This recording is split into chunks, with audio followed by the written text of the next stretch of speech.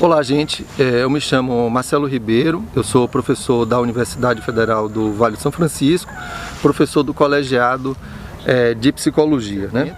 Estamos aqui para contribuir, né, com o seminário permanente de Psicologia e Políticas Públicas do Conselho Regional de Psicologia de Alagoas, né, em homenagem, né, em comemoração aí aos 15 anos do CREPOP, né? E a gente vai falar um pouquinho, né, sobre um pouquinho da psicologia da educação, sua prática, né, um pouco também sobre educação e políticas públicas, né.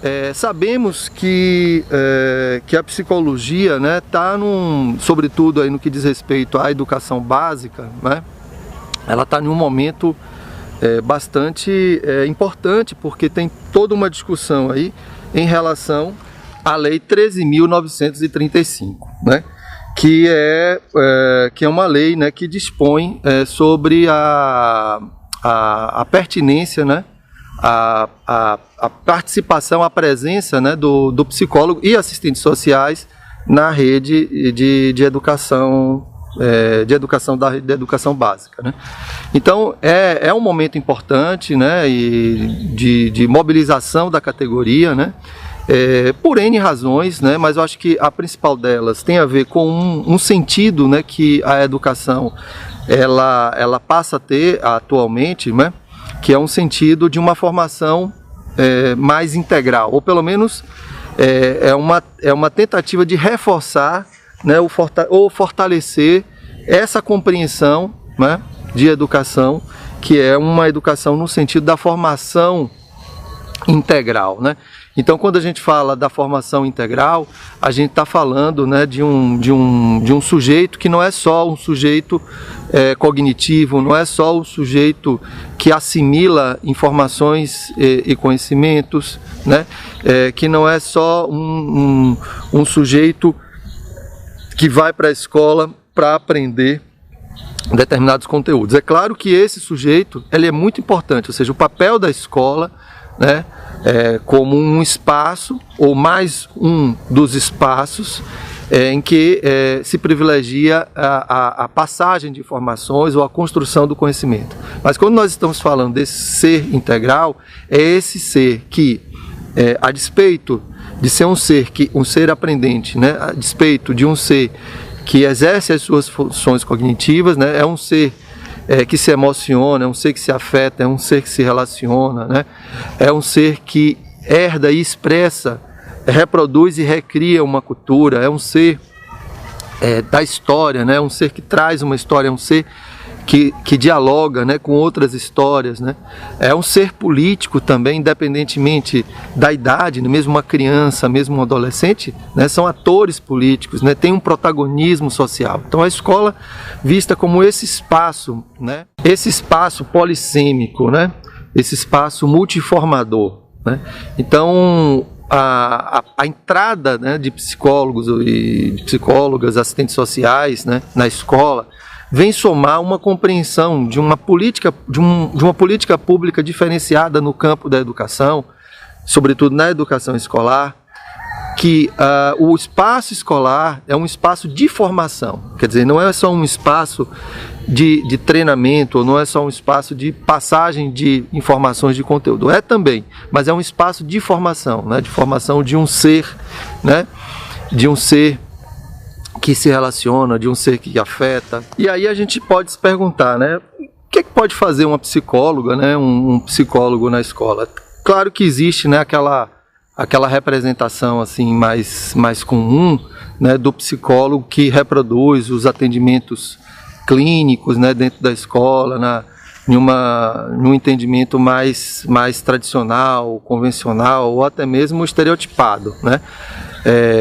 Não que o psicólogo não atenda, né, não desenvolva não tem esses espaços de escuta, né, o psicólogo na escola, né, mas a possibilidade, né, de atuação e de contribuição do psicólogo, de uma psicóloga na escola, está para além, né, de um momento onde ele vai atender ali o aluno, o familiar, né, o próprio professor ou professora, está para além disso, né?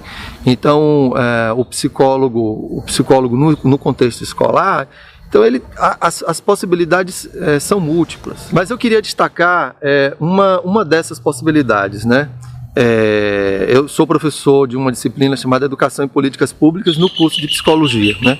E aí eu costumo sempre dizer que as nossas ações, elas são atravessadas por dimensões políticas, né? Então eu queria destacar, né, dentre as várias possibilidades de atuação, um entendimento, né, que vem muito da minha prática como professor de uma disciplina Educação em Políticas Públicas e também como orientador e supervisor de estágio, que é a questão justamente da dimensão política, né, da dimensão política da ação da psicóloga e do psicólogo no contexto escolar. Então, quando eu falo essa dimensão política, não é político no sentido do político que está lá no legislativo, do candidato ou de um partido político, mas o político, a ideia da política enquanto ação, né, da política do cotidiano, né, da micropolítica, né, como fazendo aí uma referência a Foucault, né? Então, entendendo as relações como relação de poder, né?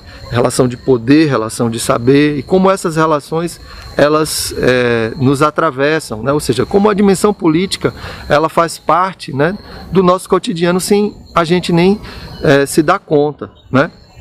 Porque as nossas ações, né, elas são posicionamentos, né? Se eu opto por uma determinada ação e não por outra, né, eu tomei uma posição. Então a psicóloga e o psicólogo, o tempo todo na escola, faz interpretações, leituras, né, dos fenômenos, dos acontecimentos, consequentemente toma posições, né? Então uma das contribuições, né, é essa dimensão do psicólogo no contexto escolar, né, do psicólogo se perceber como esse agente político, que suas ações, né, estão prens, né, dessa dimensão política. E aí tem uma coisa extremamente importante, né, para mim talvez uma das coisas mais caras na atuação da psicóloga e psicólogo, sobretudo aí no contexto escolar, que é o seguinte: uma das principais chagas, né, da história brasileira, né, do nosso país, é justamente a grande discrepância, né, as diferenças, né, existentes, né, e diferenças no sentido da exclusão. Né? Então, um país rico que tem uma quantidade de população na miséria, as diferenças em termos de classes sociais, as desigualdades, então a diferença nesse sentido. Então, uma das principais chagas, né, talvez a maior chaga, né, do nosso país, seja relativo à questão dessas desigualdades socioeconômicas, né? Claro que elas são mais complexas, tem outros níveis de gênero, etc., mas eu vou me ater aqui à questão socioeconômica. Então não tem como a gente pensar em processos educativos, escola, né, se a gente não leva em consideração isso, né? Quer dizer, qual o papel da escola na sociedade que tem essa marca maior, essa característica maior? Então a escola ela precisa assumir isso, quer dizer, assumir que ela está inserida nesse contexto e é demandado dela uma resposta, né? Ou seja, um que fazer, né? E um como fazer, né? E isso se acentua muito mais se a gente fala de escola pública, né? Que é onde a reivindicação dessa lei ela aponta, né, a entrada de psicólogas e psicólogos e assistentes sociais na rede pública. Então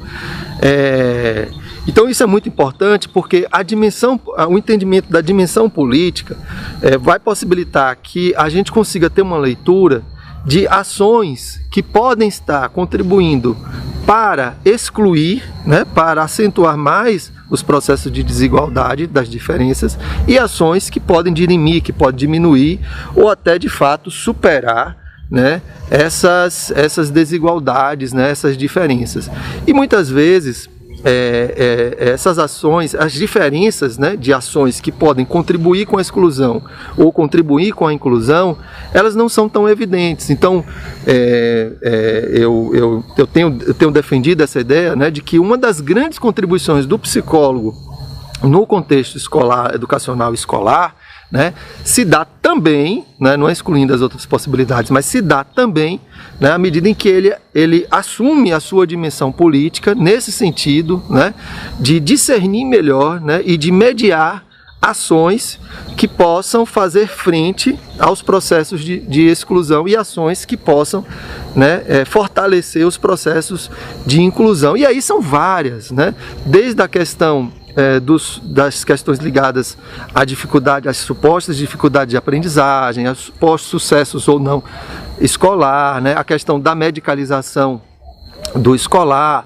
a questão da patologização, né, da vida escolar, a questão da formação docente, a questão dos currículos formativos e mesmo da própria concepção, né, de ser humano, né, concepção de homem e mulher na sociedade e de formação, né, como a gente estava falando no início, a formação de um ser, a formação do ser integral, quer dizer, de um sujeito que não se reduz apenas a absorver conhecimentos, mas um sujeito que é também um protagonista, né? Então é um pouco isso aí, e desejar, né, ao Conselho Regional, né, de Psicologia de Alagoas que tenha sucesso, né, com essa iniciativa, né, com essas atividades. Obrigado.